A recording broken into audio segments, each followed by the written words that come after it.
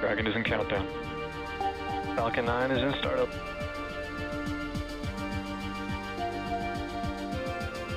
Dragon, SpaceX, go for launch.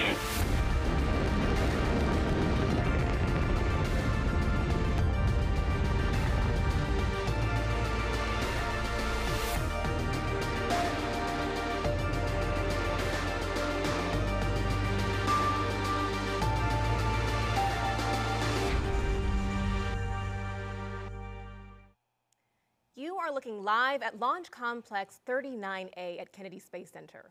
In just over 20 minutes, this Falcon 9 rocket will lift off, carrying the 28th Commercial Resupply Services mission from both NASA and SpaceX to the International Space Station. Good morning, and welcome to live coverage of the CRS-28 launch. I'm NASA's Jasmine Hopkins. Fueling of the Falcon 9 began about 15 minutes ago, and we're counting down to an instantaneous launch at 11:47 a.m. Eastern Time. This mission will deliver about 7,000 pounds of science, supplies, and equipment to the space station. And these missions help NASA and our partners continue research to better our life right here on Earth and help us as we explore deep space. Let's go now to SpaceX headquarters in Hawthorne, California, where Zachary Lupin is standing by to tell us more about the vehicle supporting today's mission. Zach? Thanks, Jasmine. Hello, everyone. My name is Zachary Lupin, and I'm an avionics reliability engineer here at SpaceX. And it's great to be covering today's mission in partnership with NASA. On your screen right now is a live view of SpaceX's two-stage Falcon 9 rocket with our Dragon spacecraft at the very top. Dragon is one of the few vehicles that can deliver significant cargo to the space station and the only vehicle that can deliver cargo from it. And to date, Dragon has visited the station 37 times and transported 280,000 pounds of cargo back and forth from the orbiting laboratory. Below Dragon is our Falcon 9 vehicle, which is actually two rockets in one. The lower part, also the largest part of the rocket, is called the first stage. It has 9 Merlin 1D engines, which accelerate the vehicle through the Earth's atmosphere and into various orbits in space. At the top of the first stage is the black inner stage, and above that is the Falcon 9 second stage. Now, the two stages will separate about 2.5 minutes into flight, and then the second stage will ignite its single Merlin vacuum engine, or MVAC engine, which is the 10th engine on the rocket, to carry Dragon to its desired orbit. Now, during today's mission, you will notice a shorter nozzle attached to our second stage. We are flying a shorter nozzle when we don't need as much performance to get payloads to their final destination. Now, for those of you following along, today marks SpaceX's 38th launch this year, 4th Dragon flight in 2023, and 237th mission overall. Now, Falcon 9 and Dragon were both designed with reflight in mind, and the vehicle hardware is built to support multiple missions with minimal refurbishment. Today's Dragon is flying for its 4th time and also marks SpaceX's 20th reuse of the vehicle. And the Falcon 9 first stage is flying for its 5th time, and we plan to recover and fly both the vehicle and the spacecraft again in the future. So far, we've reflown 170 first stages, including both Falcon 9 and Falcon Heavy, and we're planning to recover this booster on our drone ship, a Shortfall of Gravitas, which is currently stationed off the coast of Florida in the Atlantic Ocean. And if successful, this will mark the 198th recovery of an orbital-class rocket. Now, as the clock ticks closer to T0, let's head over to NASA's Megan Cruz at Cape Canaveral to talk about today's weather. Megan? Thank you, Zach, and good morning, everyone. Welcome into Hangar AE at nearby Cape Canaveral Space Force Station. This is where I can monitor the launch team as they take us through today's countdown. So far, hearing a lot of good things over the nets. The vehicle is healthy, the team working no issues, the range is green, meaning our path from here to the International Space Station is clear and safe. And the weather, which has been the issue all weekend, forcing the team to stand down Saturday and Sunday attempts. Today, we are 80% go. You can see those watch items on the bottom left of your screen. Launch Weather Officer Arlena Moses will be monitoring a few showers she expects to move into the area during launch. And I know some of you out there, you might be thinking it seems a little windy out here, but those winds are well below any concerns for launch. And as for the weather around the booster recovery area yesterday, high seas kept us from launching, but today, check out this live look from SpaceX's drone ship out in the Atlantic. Conditions are still a little rough out there, but better than yesterday, hence again that 80% go for launch in just about 17 minutes. So right now, SpaceX is fueling Falcon 9 RP-1, or rocket-grade kerosene load, is complete. Super-chilled liquid oxygen is being loaded into the first and second stage. You see those white clouds, completely normal. That's some of the liquid oxygen venting off. SpaceX vents off some of that LOX to maintain the right pressure in the tanks. And those clouds form when the liquid oxygen makes contact with Florida's humid air. Our instantaneous launch opportunity today, 11:47 and 0 seconds Eastern Time, if we want to dock with the International Space Station on Tuesday, June 6th. For more on that, let's head over to Shaniqua Vereen inside NASA's Mission Control Center. Thanks, Megan, and welcome to the International Space Station Flight Control Room. I am Shaniqua Vereen, live at the Johnson Space Center here in Houston, Texas. The team of flight controllers at Mission Control Houston today is being led by Flight Director Scott Stover. Teams here in Mission Control will really jump into action tomorrow night into early Tuesday morning as Cargo Dragon approaches the International Space Station. There are currently 7 crew members living and working aboard the station. Expedition 69 consists of NASA astronaut Frank Rubio, Dmitry Petelin of Roscosmos, Sultan Anayati from the United Arab Emirates, Woody Hoberg and Stephen Bowen of NASA, Andrei Fedyayev, and Commander Sergei Prokopyev of Roscosmos. As Cargo Dragon approaches the International Space Station in the morning hours of June 6, NASA astronauts Frank Rubio and Woody Hoberg will be monitoring the arrival from the station's cupola. Cargo Dragon will remain attached to the International Space Station, its zenith port of the Harmony module, for about 1 month, being one of 2 Dragons joining Crew Dragon Endeavour before being packed up with critical science and supplies that will splash down off the coast of Florida for that science to be analyzed back here on Earth. Everything is still a go from the Mission Control Center here in Houston, and we're looking forward to welcoming another Dragon to the International Space Station. So for now, we'll head back out to Kennedy. Jasmine? Thank you, Shaniqua. Now we are about T-minus 14 minutes and counting from liftoff of CRS-28, so let's talk about the science. New experiments will soon arrive on the space station. Thunderstorm observation equipment could improve research on Earth's climate and weather. And astronauts will be growing a second generation of plant seeds in space to see if gene changes transfer to future generations. And those are just some of the experiments joining the hundreds of ongoing investigations already aboard the orbiting lab. This mission will also increase power supply on the station, delivering the 3rd set of roll-out solar arrays, also known as IROSAs. After being installed on upcoming spacewalks, the arrays will roll out into position, boosting power on the station by up to 30%. Now, across the country, NASA and our partners are making small steps and giant leaps in preparation for the Artemis II crewed mission around the moon. So let's take a look at our Artemis Moon Minute.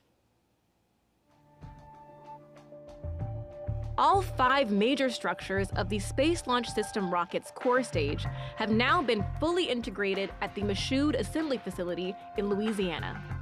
The engine section is the most complex and intricate part of the core stage that powers the Artemis missions to the moon. RS-25 engine testing is underway at Stennis Space Center near Bay St. Louis, Mississippi. This test is part of a 12-test series that will certify the new design for crewed Artemis missions. The engine ran for its full planned 720 seconds, the longest duration to date. At Kennedy Space Center in Florida, technicians have been testing the solar array wings for the Artemis II service module. Orion will have 4 solar wings, drawing in 11 kilowatts of power from the sun. Some of the avionics for Artemis II have already been to space. Technicians finished cleaning and removing avionics on the Artemis I crew module, which will be used on the Orion capsule for Artemis II in 2024.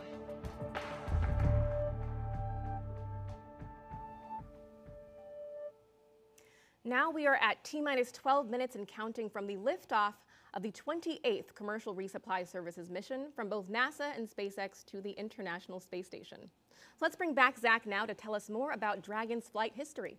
Zach? Thanks, Jasmine. For those of you following along, you'll know that it's already been a very busy year and couple of weeks for Dragon vehicles at the International Space Station.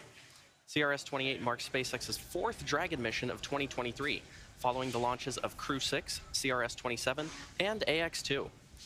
The Dragon spacecraft supporting today's mission will be joining Crew 6 and Dragon Endeavour, which have been on station since March. Now, in order to make room for AX-2 and CRS-28 at the Harmony Zenith port on the ISS, the 4 members of Crew 6 underwent a port relocation on May 6th. And put another way, Dragon moved parking spots to make room for the incoming Dragons. A few weeks later, on Sunday, May 21st, Dragon and the crew of AX-2 lifted off from historic Launch Complex 39A at NASA's Kennedy Space Center and arrived at station about 15.5 hours later. And this is Dragon's fastest launch to docking time for a human spaceflight mission. After 8 days of living and conducting research on the space station, Dragon Freedom undocked from the orbiting laboratory and returned the AX-2 crew back to planet Earth off the coast of Florida at 11:04 p.m. Eastern on Tuesday, May 30th. And this made room for the Dragon vehicle supporting today's mission. From the beginning, Dragon was designed to fly cargo and humans to and from space. And since Dragon's first visit to the space station in May 2012, we've come a long way. In that time, as I mentioned earlier, Dragon has visited the ISS 37 times, and 9 of those missions carried crew.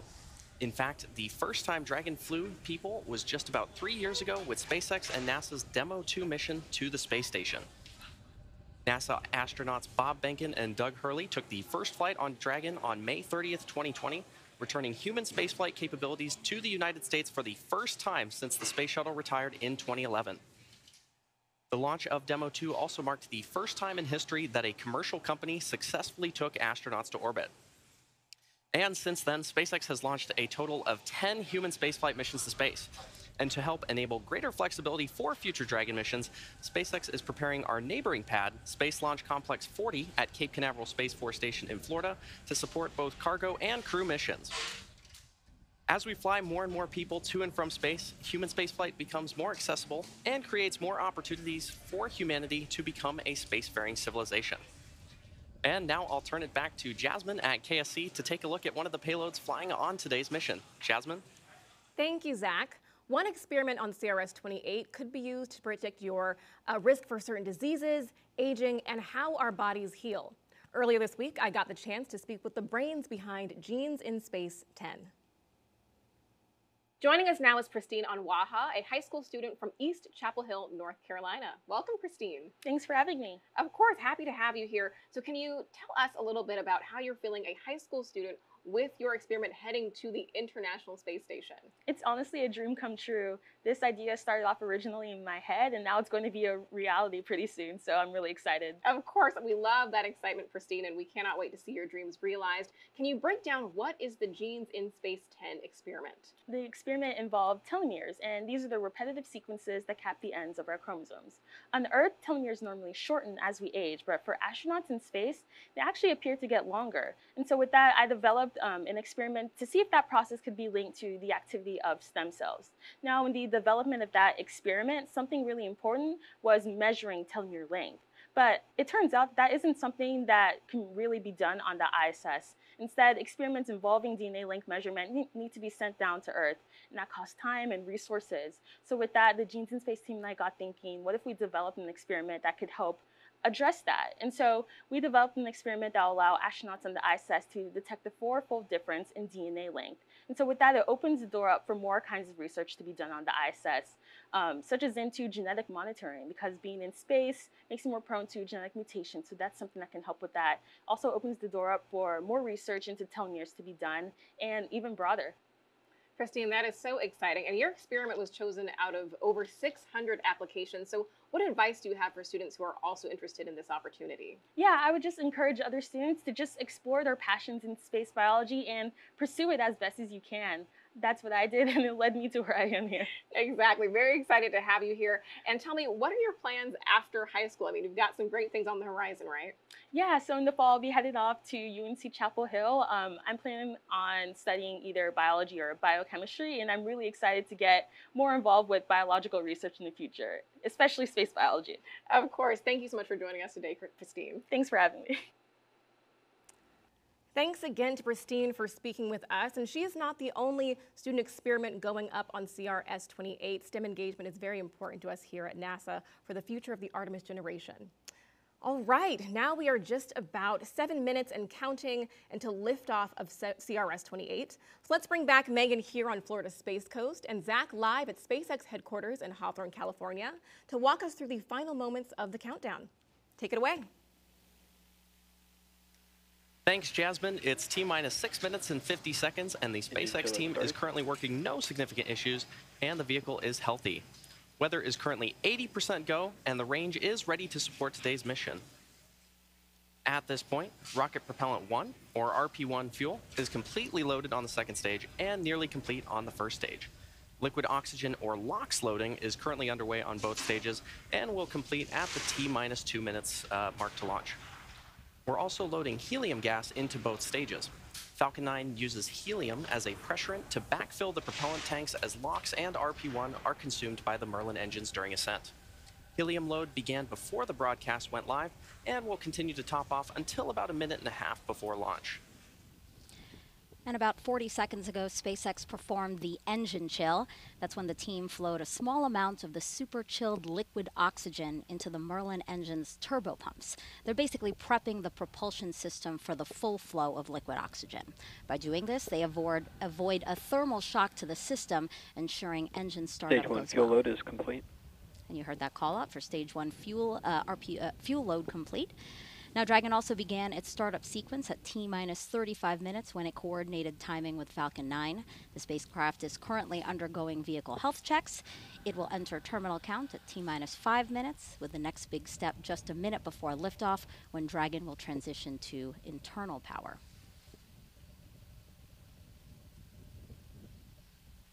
Now, you may have noticed those white clouds around the vehicle. Those are completely normal. They are chilled gas above the LOX tank liquid surface that we vent overboard to maintain pressure in the tank as needed. And when that gas comes out into contact with the warm, humid Florida air, the air condenses into clouds and water. Now, Here at the eye, Bob, for now, we should see the count.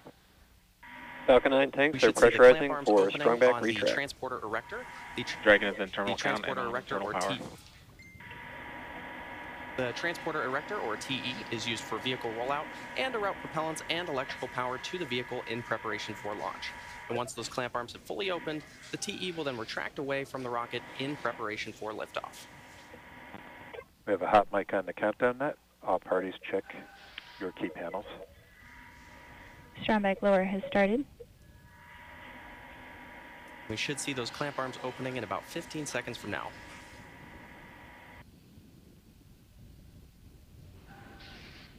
Now, those clamp arms are located just below the trunk of the vehicle, which is beneath the Dragon spacecraft.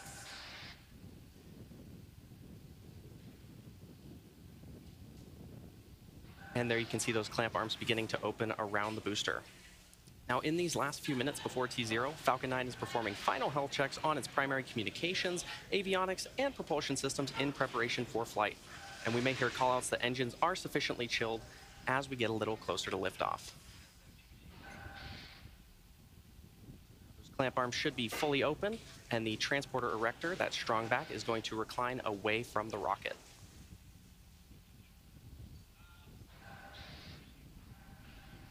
Now, you may have noticed in some of these shots, the Falcon 9 booster supporting today's mission is covered in quite a bit of soot, and that is because it previously supported NASA Crew 5, GPS 3, Space Vehicle 6, Inmarsat 6 F2, and 1 Starlink mission.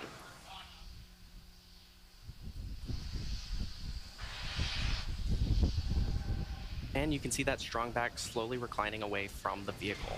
Stage 1 LOX load is complete. This launch will bring about 7,000 pounds of hardware, crew supplies, and science to the space station. One research project will study the effects of space on human DNA. Another will study the effects on plant DNA. Findings from both could help us advance things here on Earth, but also prepare us for future, farther missions into space. And Dragon will be docked to the space station for about a month before returning home. Now, checkouts of the second stage thrust vector control actuators are now underway. This is often referred to as an engine wiggle test. This is when SpaceX moves the thrust nozzles slightly to make sure the guidance hardware is ready for flight. SpaceX will do the exact same test on the first stage engines, but that happens just seconds before ignition.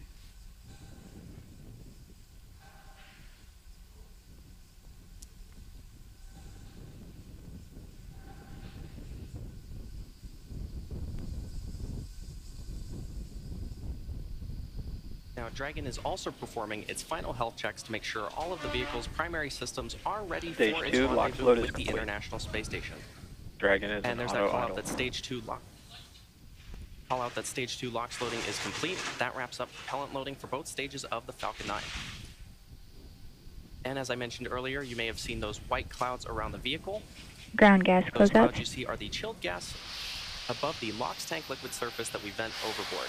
And when that gas comes out in contact with the warm Florida air, the air condenses into clouds and water. Now Dragon is about to transition into internal power. Also Falcon 9 computers will then enter startup mode, which is when the Falcon 9 flight computers take control of the countdown, guiding the rocket through the last seconds before liftoff. You should hear a call out about startup shortly. Falcon 9 is in startup. Dragon is in countdown. Both stages are now pressurizing for launch. At T-minus 45 seconds, we'll hear the SpaceX launch director verify go for launch. Go for launch. There you go. And at launch, the International Space Station will be flying 260 miles over the North Atlantic, south of St. John's, Newfoundland. T-minus 30 seconds.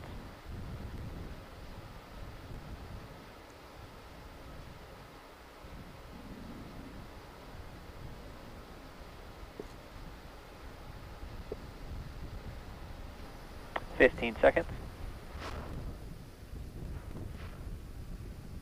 T-minus 10, 9, 8, 7, 6, 5, 4, 3, 2, 1. Ignition, engines full power, and liftoff of CRS-28. Go Falcon, go Dragon. Liftoff of about 7,000 pounds of science and cargo, including a new pair of solar arrays to boost power on the space station.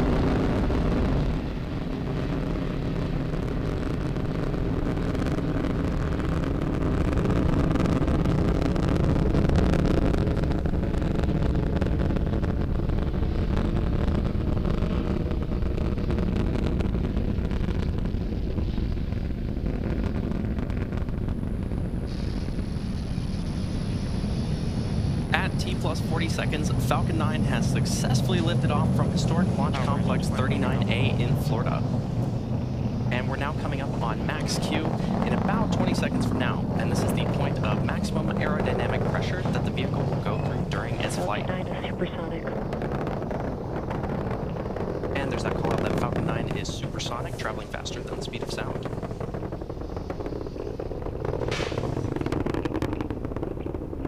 Max Q. And there you heard the call out for max Q. Coming up next are 3 events back to back, the first of which is main engine cutoff, or MECO, and this is when all 9 Merlin 1D engines on the first stage shut down. After those 9 engines shut down, the first and second stages will separate, and this is also called out over the nets as stage separation. From there, the second stage will ignite its Merlin vacuum engine to boost Dragon to low Earth orbit during SES, or second engine start 1. And this whole sequence takes about 15 seconds.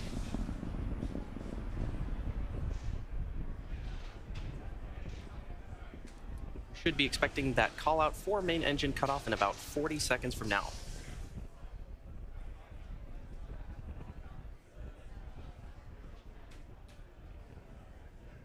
Some amazing views of our Falcon 9 vehicle as it takes our Dragon spacecraft to orbit.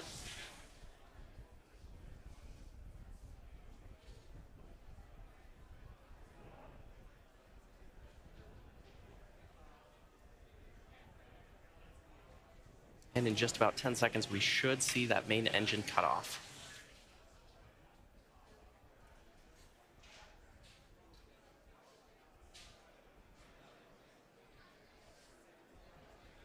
MECO.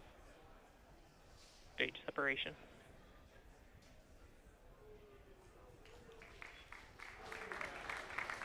INVAC ignition. And there you heard those callouts and probably saw on your screen, main engine cutoff, followed by stage separation, and then second engine start 1. As I mentioned earlier, we're flying an MVAC nozzle, a shortened MVAC nozzle on our second stage. If you're just tuning in, you're watching a live webcast for the 28th Commercial Resupply Mission to the International Space Station for NASA. This is SpaceX's 38th mission for 2023 and the 4th Dragon flight to the International Space Station this year. We lifted off from Kennedy Space Center's historic Launch Complex 39A just about 3.5 minutes ago.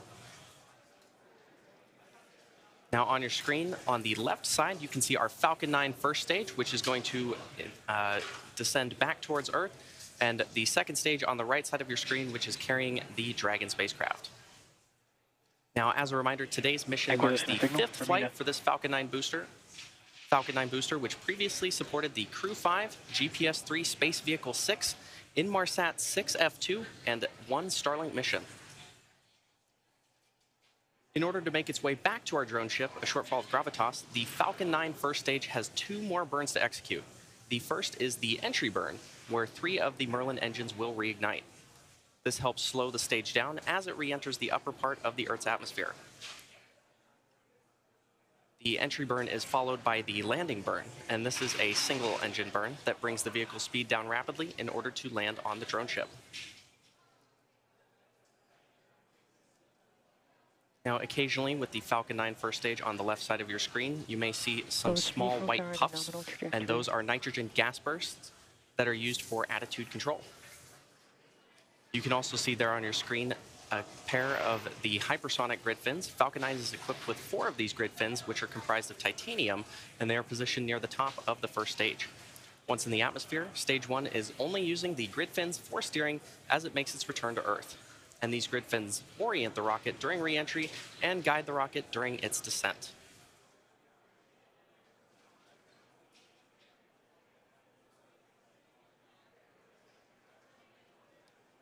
Now, the Falcon 9 first stage has 9 Merlin 1D engines, and each engine generates about 192,000 pounds of thrust. On the second stage is the MVAC engine, which has a slightly wider nozzle, and the vacuum engine generates about 203,000 pounds of thrust.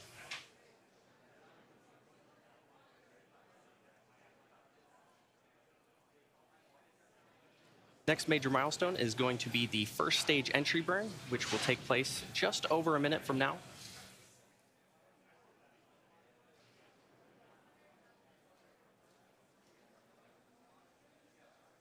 There you can see an amazing view of our stage 2 with its shortened MVAC nozzle.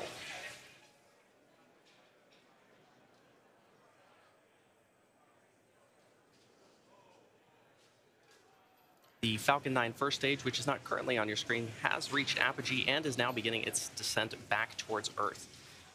The second stage is continuing to take our Dragon spacecraft to orbit.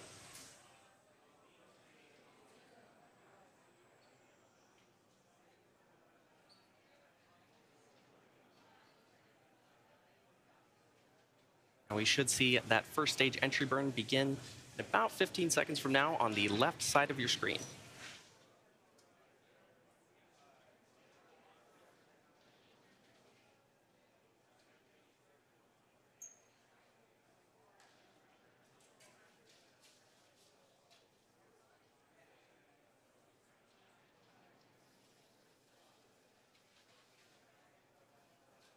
Stage 1, STS has safed.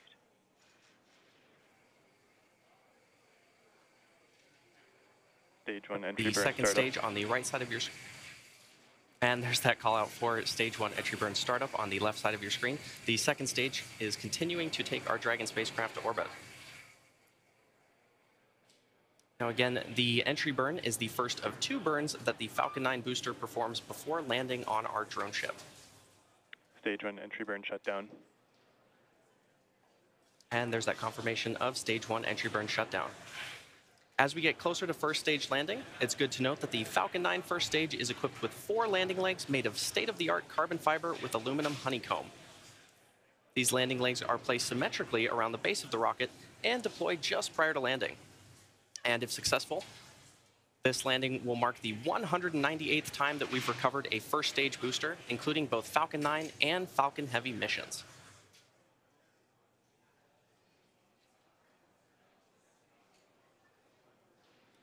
We are about 25 seconds away from that landing burn beginning.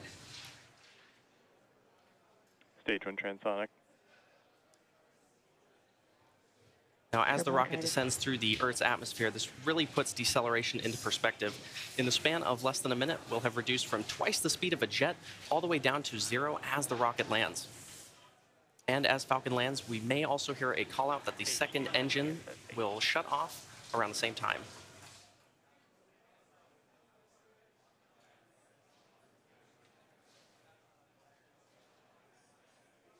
Stage 1 landing burn.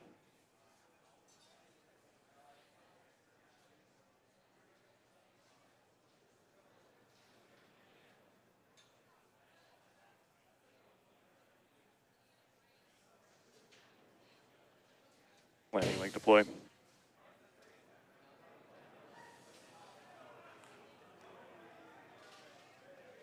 Stage 1 landing confirmed. And there you have it. The Falcon 9 first stage that supported today's mission has landed for its 5th time, having previously supported Crew 5, GPS 3, Space Vehicle 6, Inmarsat 6F2, and a Starlink mission.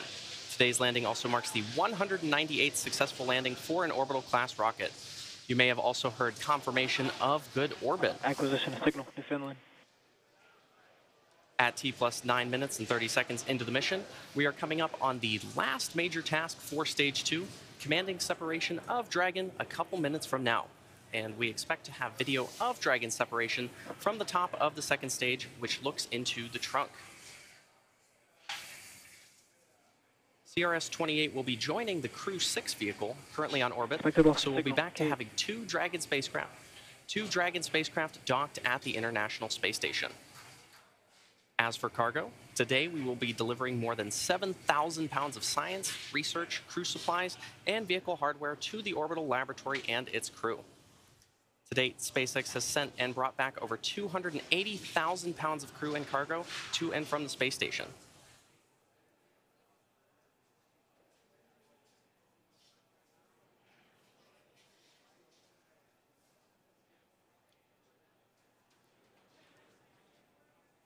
And we should be seeing Dragon separation about a minute and a half from now. As a reminder, this is the 4th flight for this Dragon capsule, having previously supported CRS-21, CRS-23, and CRS-25 to the space station.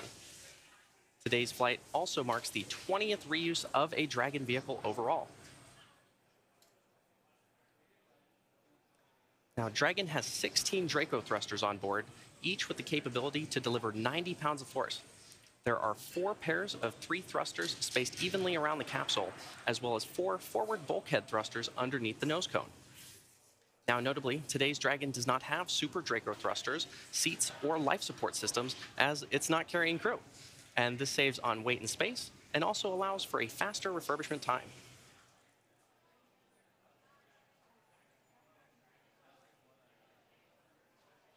While initial designs of Dragon carried solar arrays extended outward from the trunk, the cylindrical structure located directly behind the Dragon capsule, the current Dragon has these arrays fixed directly to the trunk. And you may see at some point both a light and a dark side of the trunk, and that dark side is actually those solar panels, while the light side is a radiator to help cool the spacecraft.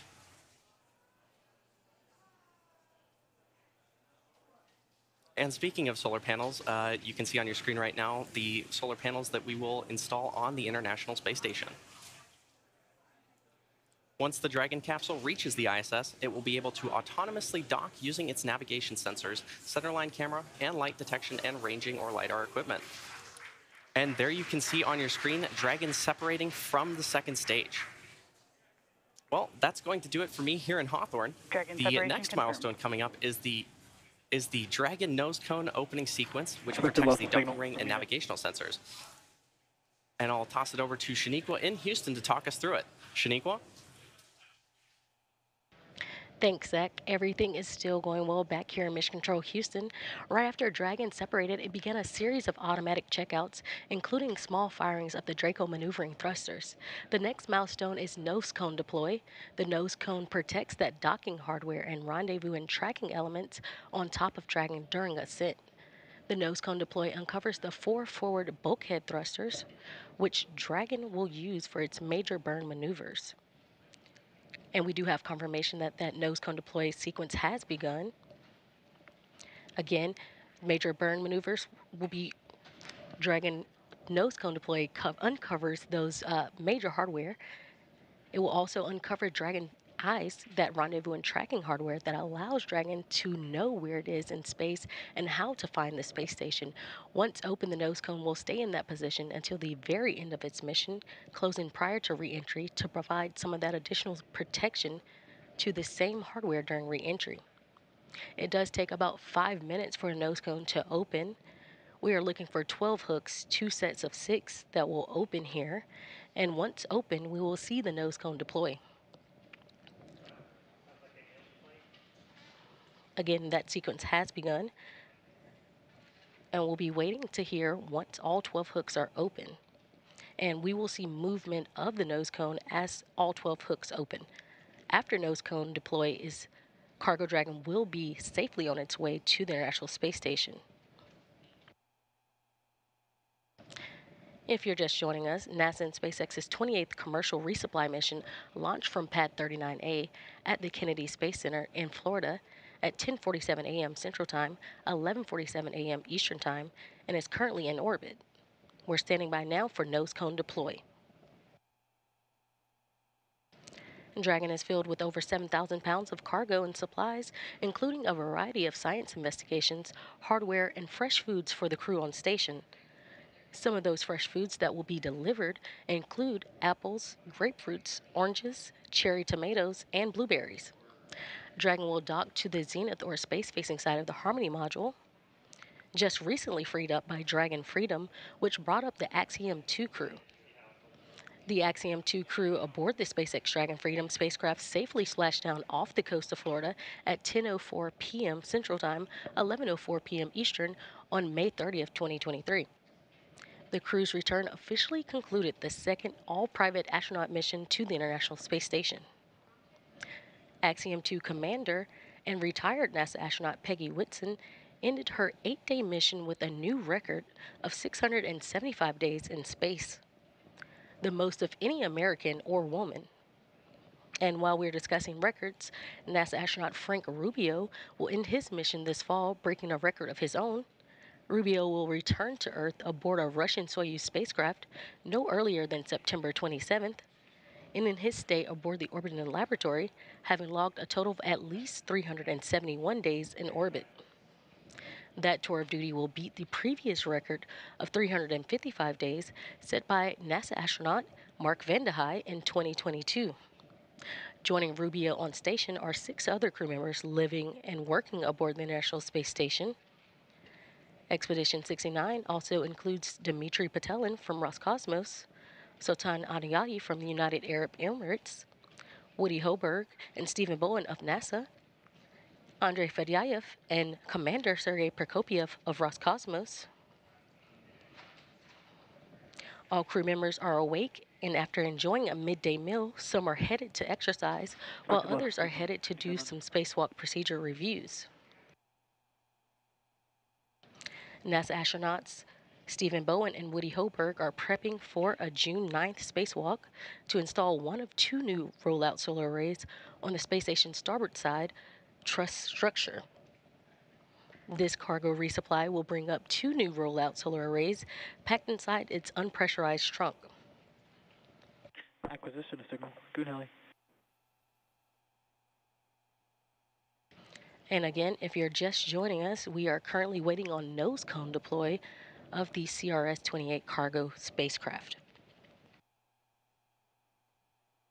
That sequence has begun just a few minutes ago, and it does take about 5 minutes for the nose cone to fully deploy.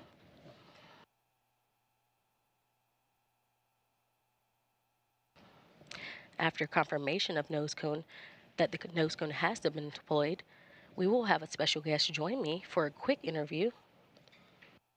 He will talk a little more on what Dragon is bringing up and its benefits to the International Space Station.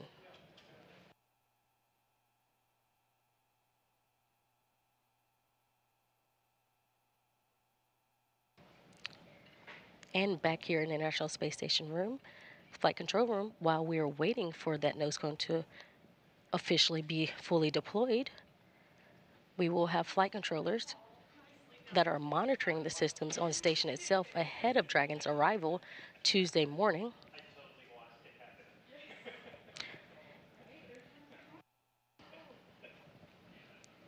Again, once the nose cone is fully deployed, we will have Cargo Dragon on its way to the International Space Station. Once Dragon does cross that approach ellipsoid, which is that mythical sphere around the space station, flight controllers here in Mission Control Houston will begin joint operations with SpaceX teams in Hawthorne, California. Again, we will have NASA astronauts Frank Rubio and Woody Hoberg, who will be monitoring the approach and arrival of Dragon with a planned docking time on Tuesday morning at 4:50 a.m. Central Time, 5:50 a.m. Eastern Time. Once Cargo Dragon is docked to the station, Rubio and Hoberg will begin hatch operations to open the hatches between the International Space Station and Cargo Dragon.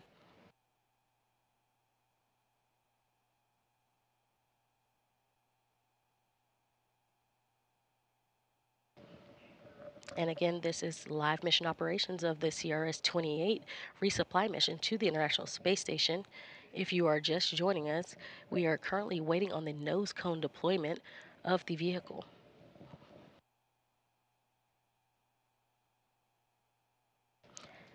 And we currently see that nose cone currently opening.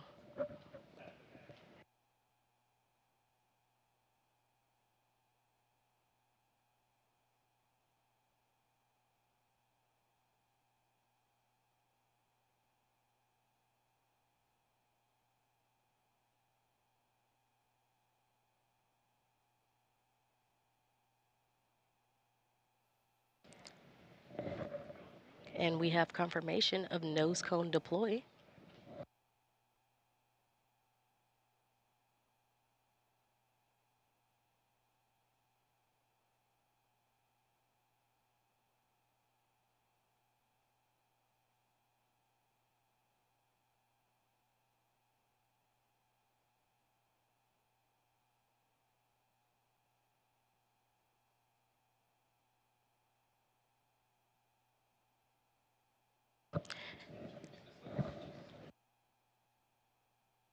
And there we have it. We have nose cone confirmation of deployment.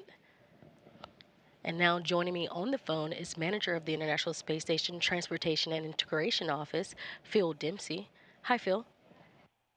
Hey, Shaniqua. Thanks for joining me. And as we get into it, can you outline the major activities for the crew with CRS-28?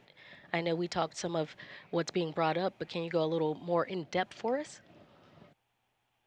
Sure. During this mission, there's quite a bit of research that has to be done. So the crew will start, unloading the Cargo Dragon. There'll be actually quite a bit of research that's done in time to complete it and return those samples to the ground at the end of this dock mission. As well as that, we're carrying up some IROSIS, external solar arrays that have to be installed with a couple of EVAs during this mission. Of course, and these resupply missions, just like you mentioned, are delivering science, hardware, and other cargo to the station. I know one key delivery on CRS-28 includes a pair of ISS rollout solar arrays. Can you discuss what the plan is for these arrays and what the importance is for station? Yeah, absolutely. So as you know, the ISS program is extending operations to 2030. The robustness of the vehicle has been one of the key factors in our ability to do so. One thing we've seen is expected degradation of solar array performance over time. So these IROSIS will enable us to get back to beginning of life power levels. With this pair on the SpaceX 28 mission, we'll have augmented 6 of our 8 power channels further enabling the ISS program to continue full research utilization without interruption. That's why we're here in the first place. Thank you. And as always, I know it's a busy time aboard the International Space Station with cargo vehicles coming and going and multiple planned spacewalks. How complex will the next few months be for the station program and the global partnership? Sure. Well, as always, there's a lot going on. First we have the spacewalks to install the IROSs, which I just mentioned. Those are actually some of the most complex that our crew performs. Not long after completing those, we're looking forward to the NG-19 cargo resupply mission later this summer, bring up more critical supplies and research. And then we're not too far away from the next crew rotation missions on both the SpaceX Crew Dragon and the Soyuz spacecraft. So we're definitely looking at some complex choreography, but we've got extremely capable teams across the world making it all happen. Thank you so much. And we again appreciate you for joining us today. All right. Thank you, and have a great day. It's good to see a good launch today. Perfect. Thanks, Phil. Join us again early Tuesday morning at 3:15 a.m. Central Time for live coverage of docking for CRS-28. Again, everything is on track on the International Space Station side, so that'll do it for us here in Mission Control Houston. Now back over to you, Kennedy. Jasmine? Thank you, Shaniqua. Yet another beautiful launch from Florida's Space Coast. And that's going to wrap up our launch coverage of the 28th Commercial Resupply Services mission from NASA and SpaceX. Thanks again for joining us, and we'll leave you with a replay of today's launch. Until next time, go NASA, go SpaceX, and go CRS-28.